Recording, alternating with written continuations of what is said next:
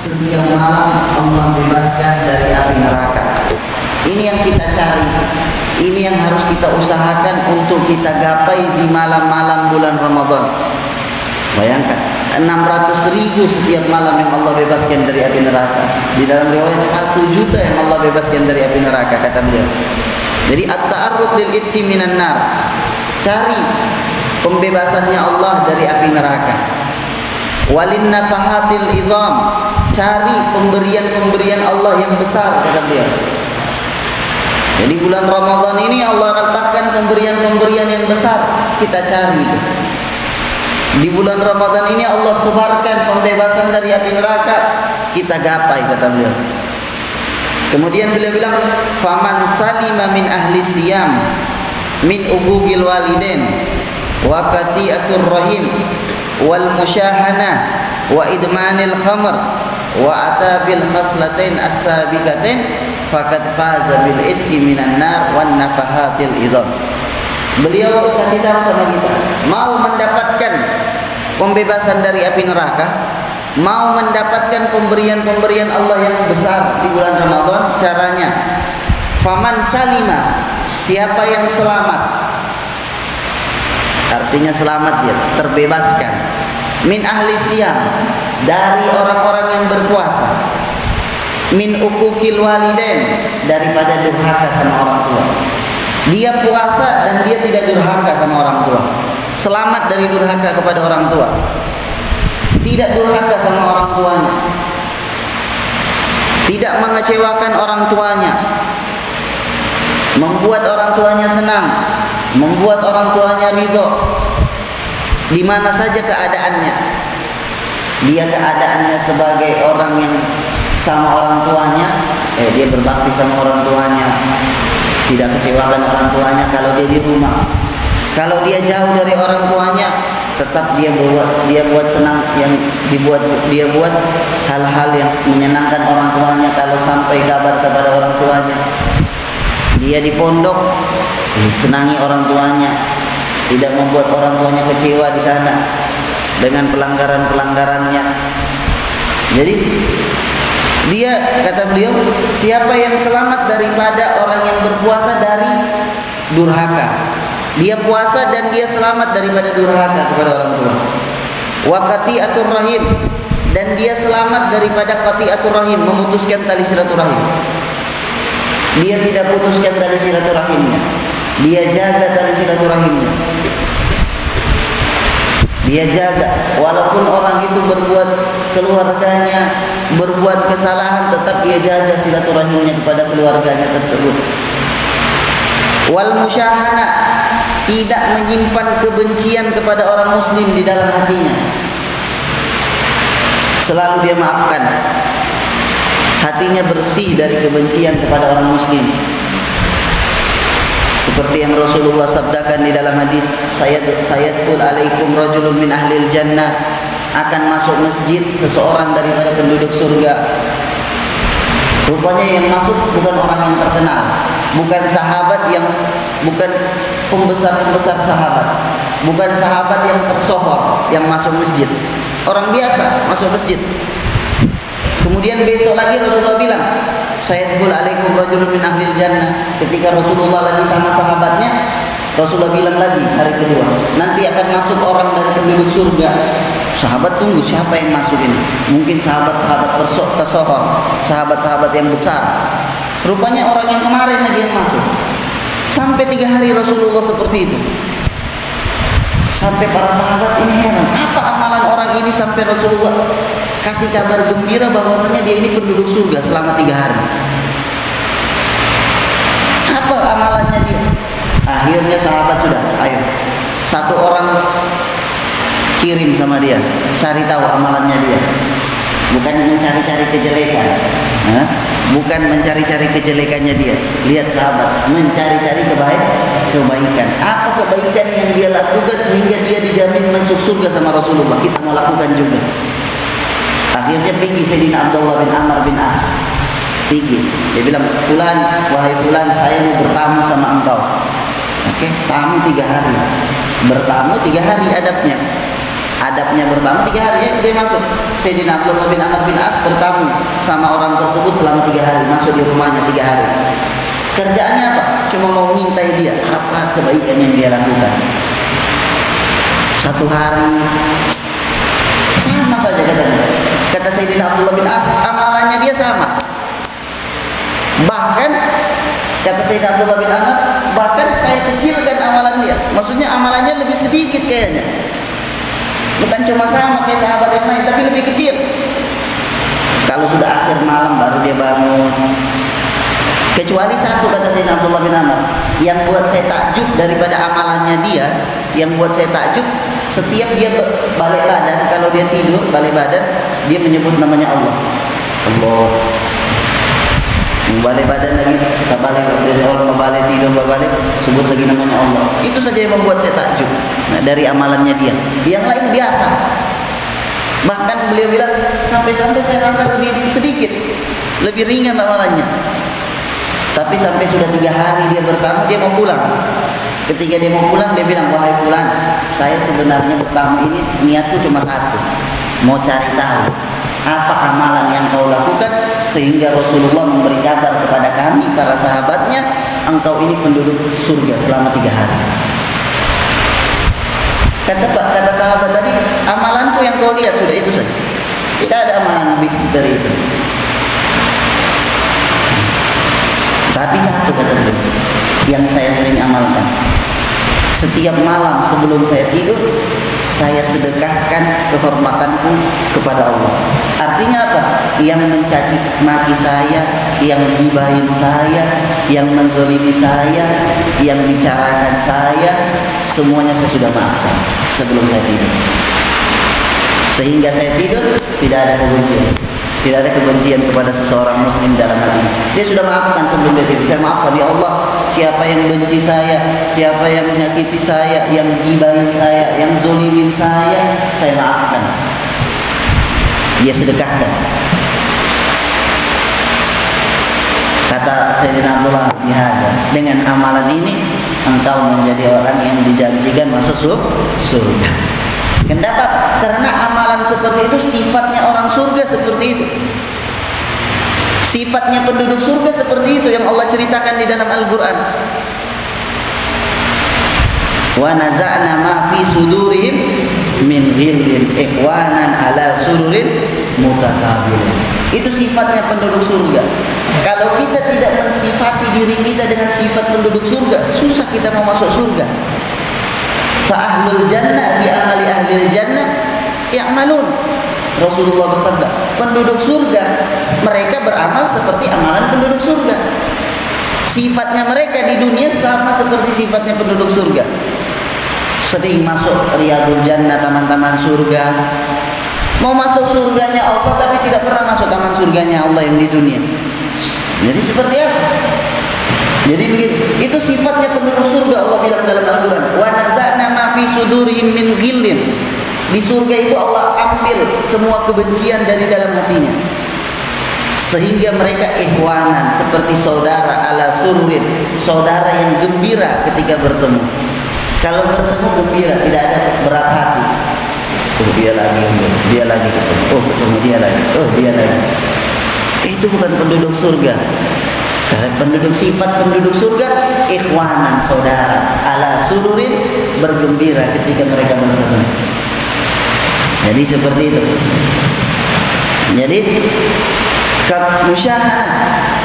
Jadi bersihkan dirinya dari kebencian kepada seorang muslim. Wa idmanil khamar, bersih dirinya daripada kecanduan minuman-minuman keras dan hal-hal yang memabukkan selainnya. Kemudian beliau bilang apa?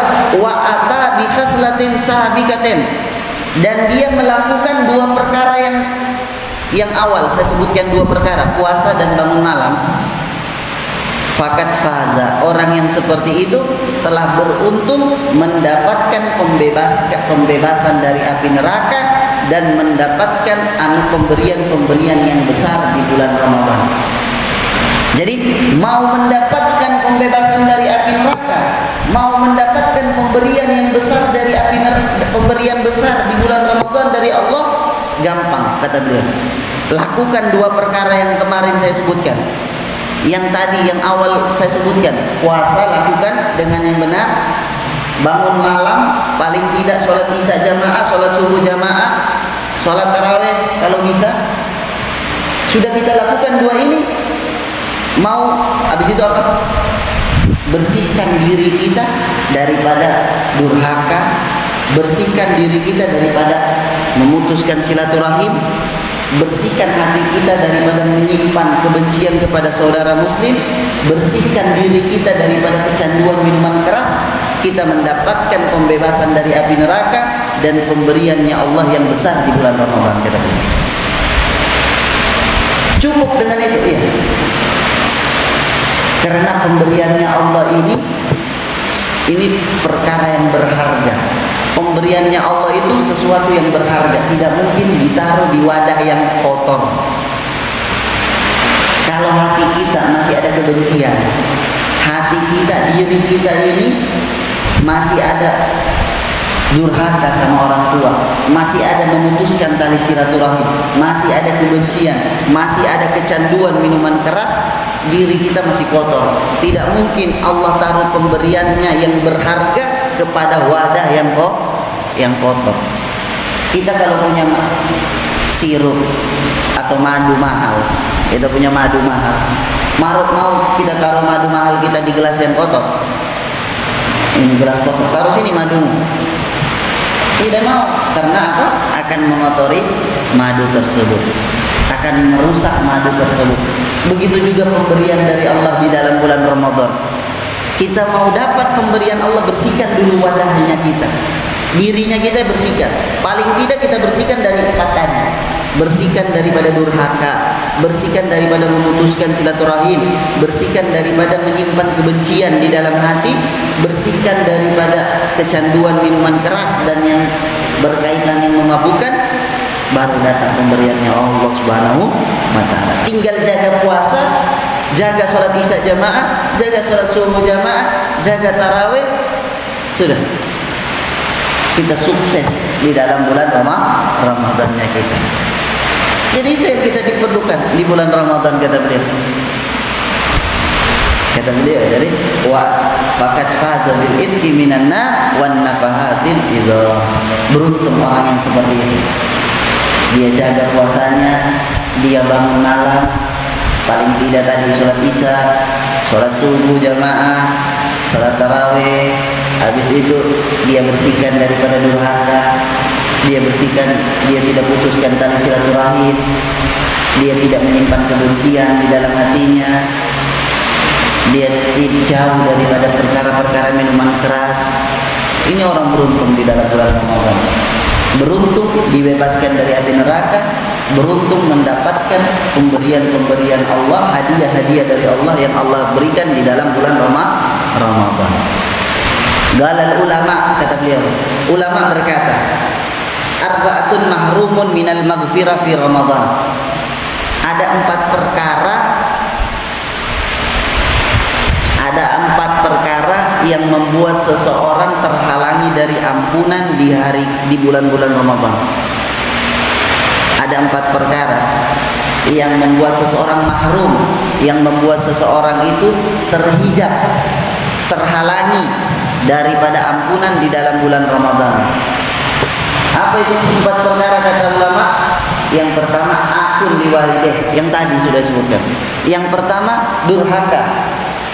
Sifat kedurhakaan, kalau ada di dalam diri kita durhaka sama orang tua, apa yang kita mau dapat?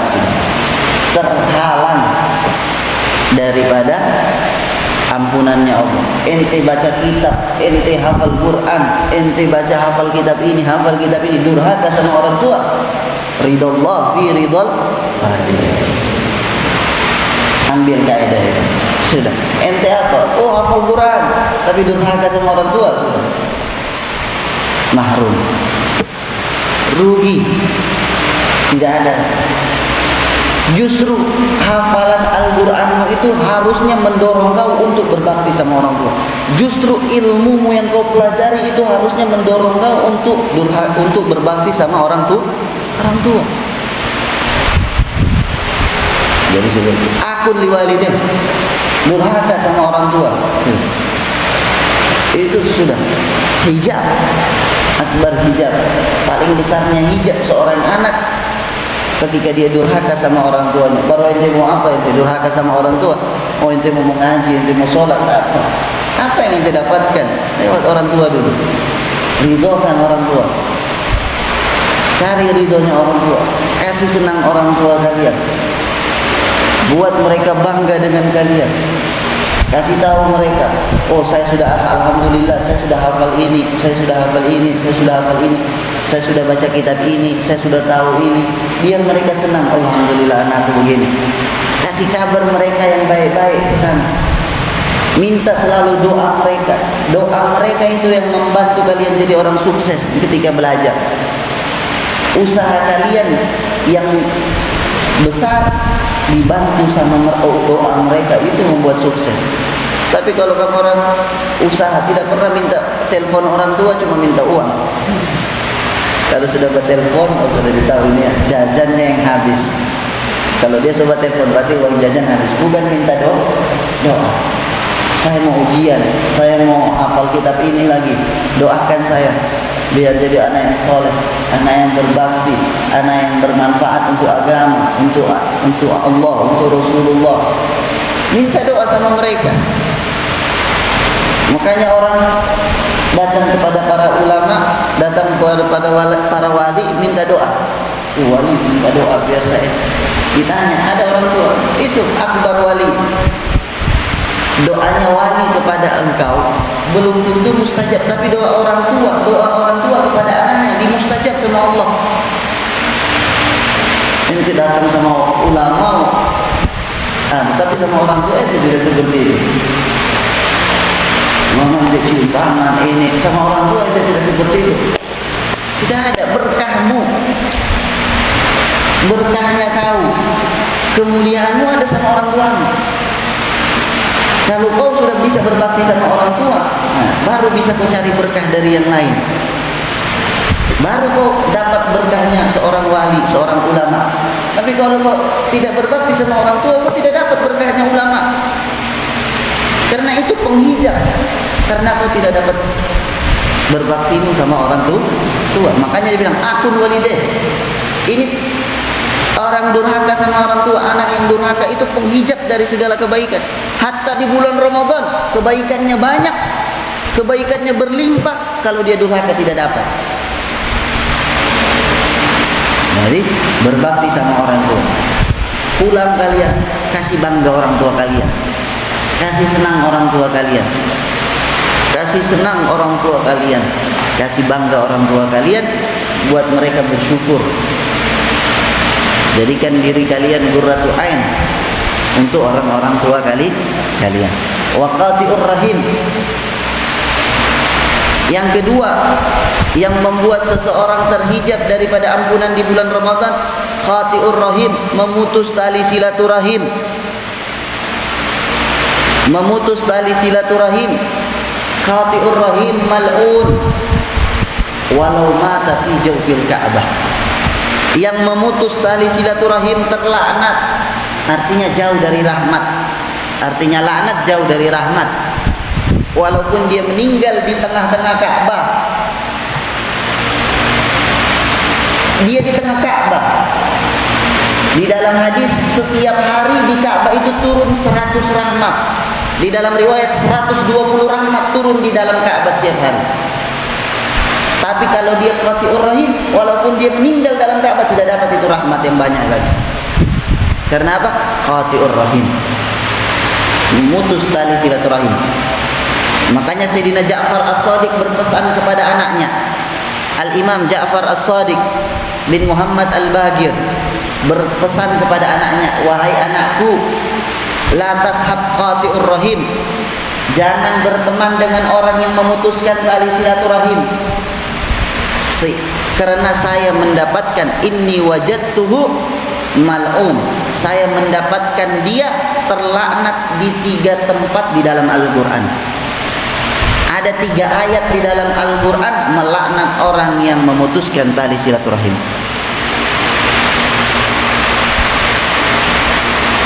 Jadi ada 3 tempat, 3 ayat di dalam Al-Quran melaknat orang yang memutuskan tali silaturahim.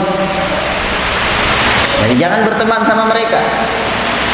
Artinya apa? Mereka jauh dari rahmat. Ente berteman sama dia, jauh juga ente dari rahmatnya Allah. Jadi qati'ur rahim, memutus tali silaturahim.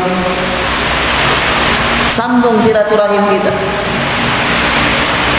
Ada yang jadi bukan artinya menyambung silaturahim itu orang yang baik sama kita, kita baik sama dia. Dia bilang laisal wasil bil mukafi. Bukan orang menyambung silaturahim itu dengan balas budi. Oh, keluargaku ini baik sama saya juga baik sama dia. Yang ini tidak baik, saya tidak baik. Itu namanya mukafi, bukan menyambung silaturahim. Itu namanya membalas budi. Dia baik, kau baik. Kalau tidak baik, kau tidak baik. Walakin wasil idza qata'ahu wasalaha. Akan tetapi menyambung silaturahim itu apa? Dia memutuskan tali silaturahim, kau yang sambung. Ini tidak baik sama kau, kau yang datang sama dia kasih baik. Seperti itu baru namanya silaturahim, wasilur rahim, orang yang menyambung tali silaturahim.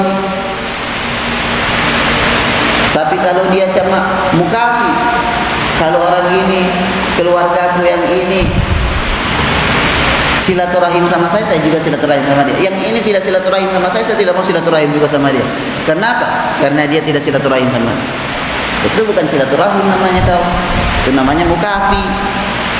Cuma balas timbal balik, balas budi. Dia baik kau baik. Yang ini tidak baik kau tidak baik juga berarti. Harusnya tidak. Sama ini kau jalin silaturahim, sama ini kau jalin silaturahim, sama ini kau jalin silaturahim, sama ini kau jalin silaturahim. Semuanya kau jalin silaturahim. Jadi seperti itu. Jadi silaturahim, qati'ur rahim, orang yang memutuskan tali silaturahim terputus dari ampunannya Allah di bulan Ramadan. Wal musyahin, orang yang menyimpan dendam. Hatimu itu barang yang paling berharga yang kau miliki, hatimu. Jangan taruh kejelekan di dalamnya. Kalau barang yang paling berharga di dalam dirimu saja ada jelek, bagaimana yang lain? Ini hatinya seseorang, ini barang yang paling berharga yang dia miliki. Dengannya kita bisa dapat ridhonya Allah. Dengannya kita bisa mencapai surganya Allah. Iza saluhat saluhal jasad. Jangan kau taruh kebencian. Kebencian itu jelek, hasud itu jelek.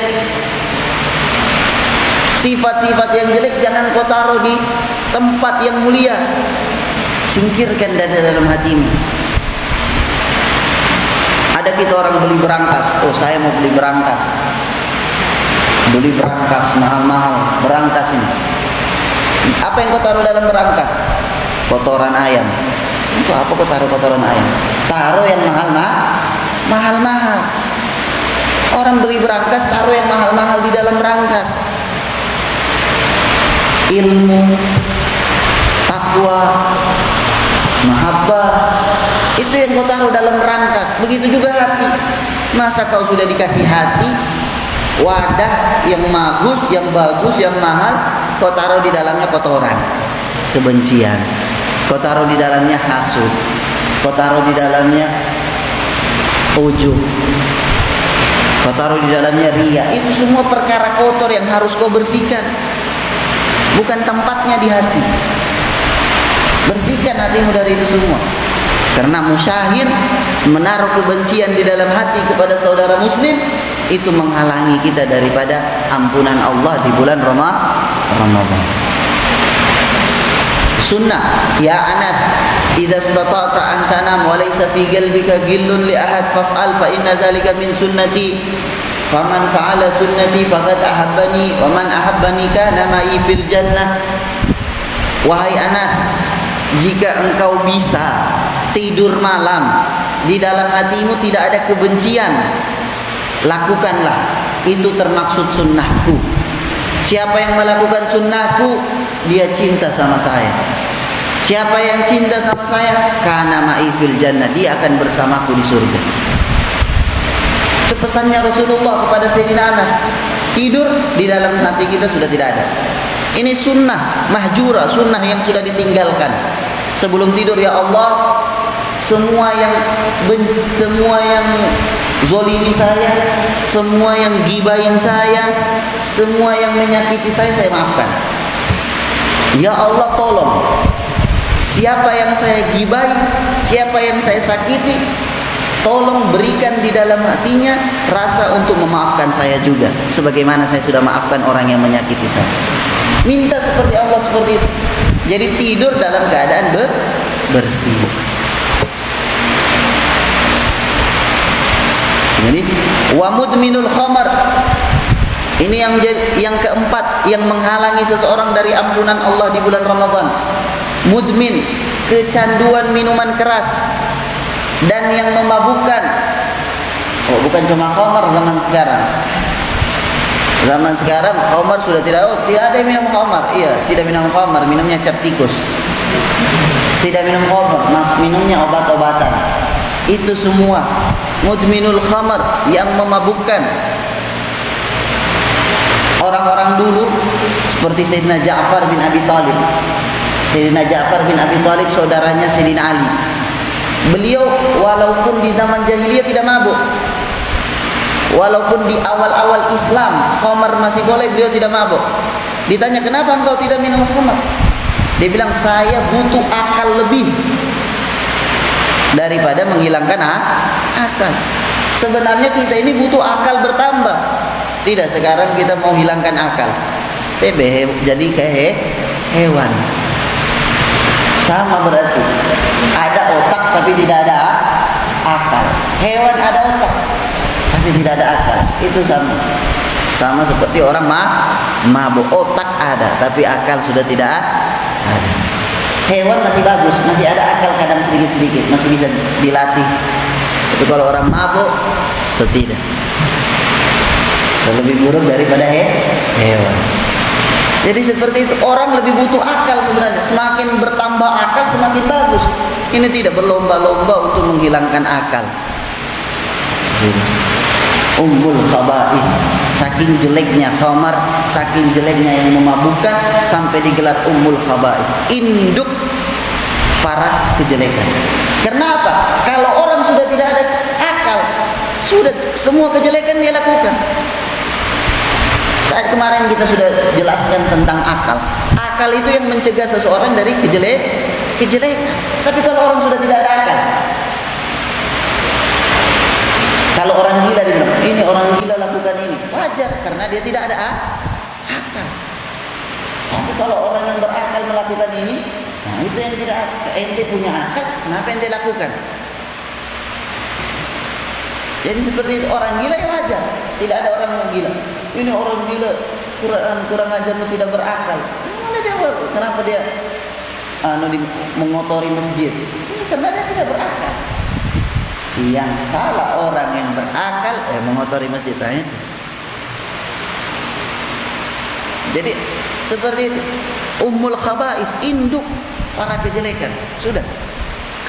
Idza fasyak, kalau sudah tersebar hal-hal yang memabukkan di masyarakat, khususnya di anak muda, sudah kacau masa depan suatu bangsa.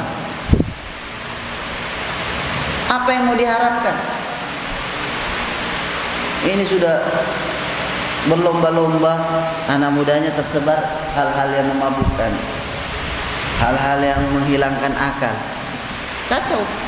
Keadaan ke depan kacau. Karena apa itu? Anak mudanya sudah tidak punya otak. Sudah hilang akal. Jadi mudminul khamar, yang masih kecanduan minum khamar, tidak diterima sholatnya 40 hari oleh Allah Subhanahu wa ta'ala. Setelah dia minum khamar, tidak diterima Tuhan. Faman syaribahu fid dunya falan yashrabhu fil akhirah, kata dalam hadis, siapa yang minum minuman keras di dunia, dia tidak akan minum nanti di akhirat. Kata ulama, walaupun dia di surga. Bahkan sebagian ulama mengatakan walaupun dia masuk surga, dia tidak minum minuman khamar. Kenapa? Dia sudah minum di dunia.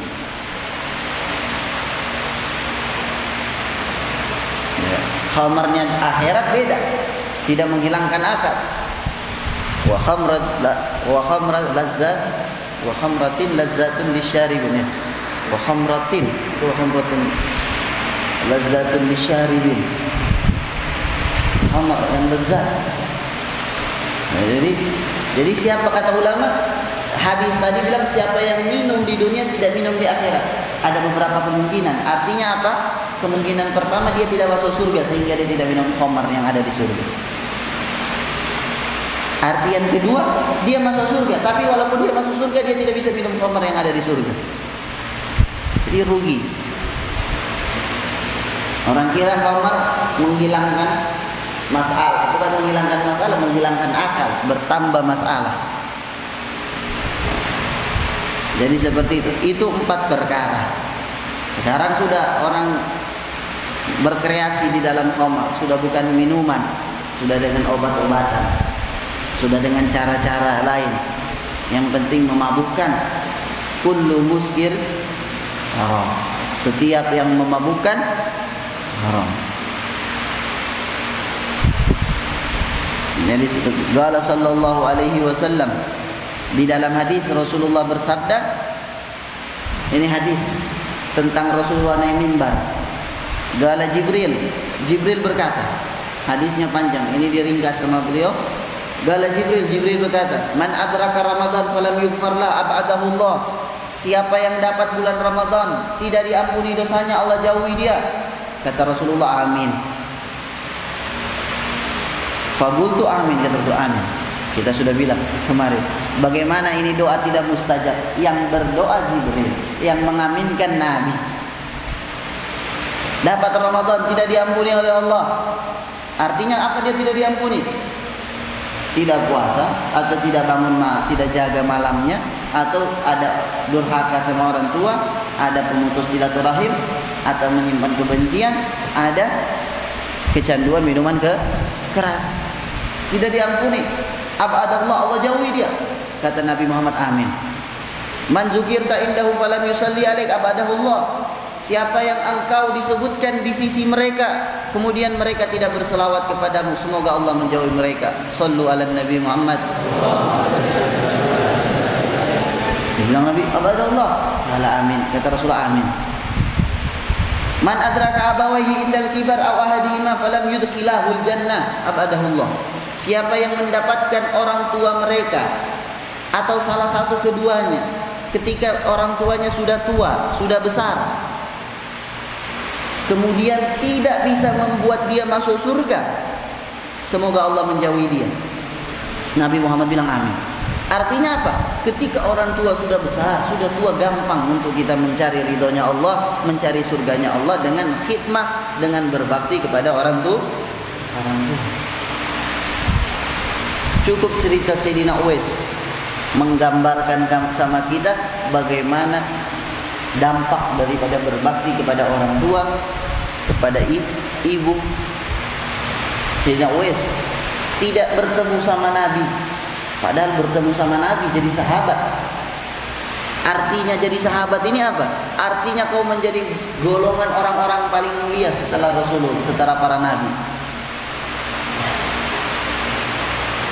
Para sahabat kalau mereka bersedekah sedikit tidak sama dengan kita bersedekah seperti gunung. Allah bilang dalam Al-Quran, mereka bersedekah sedikit tidak sama seperti kita bersedekah.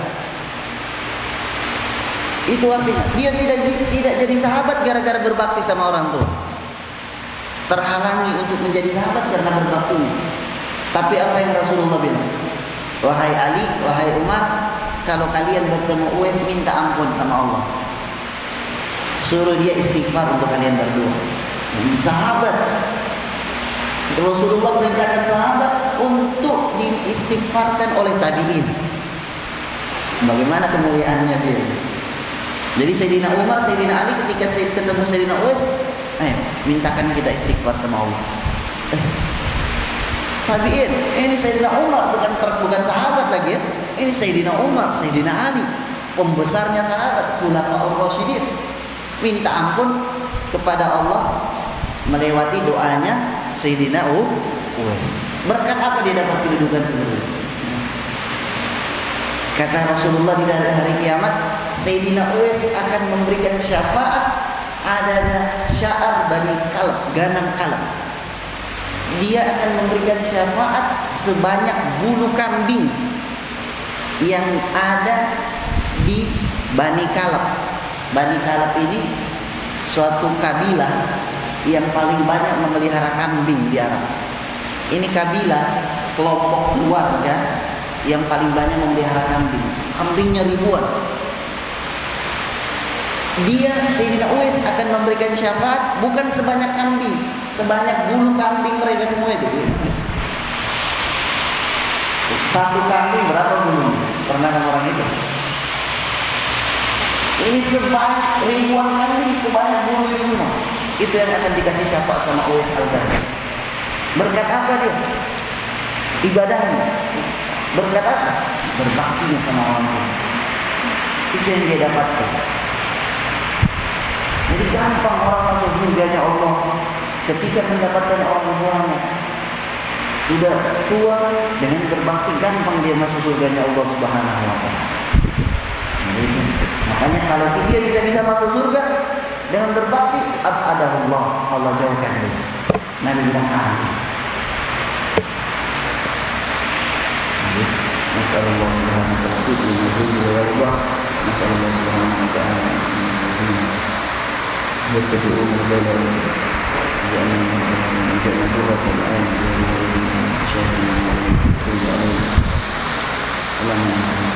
وإلى حضرة النبي محمد صلى الله عليه وسلم الفاتحة.